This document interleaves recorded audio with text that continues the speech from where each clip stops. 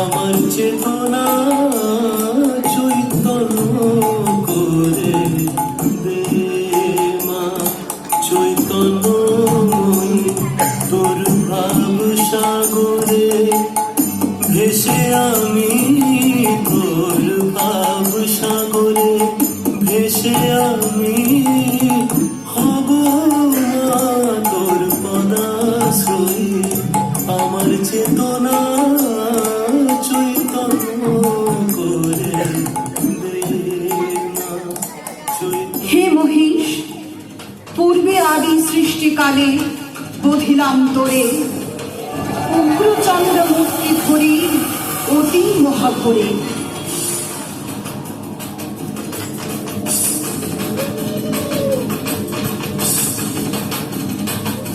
দ্বিতীয় বধিলাম হয়ে পুনঃ ভদ্রকালী,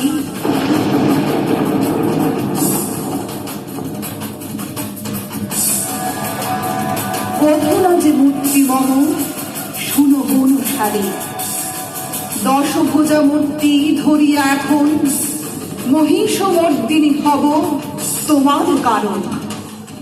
মম বাম পদস্পর্শী পাবে অমরত্ব ভাব, মম সঙ্গে হবে তোর যোগ্য ভাবনা।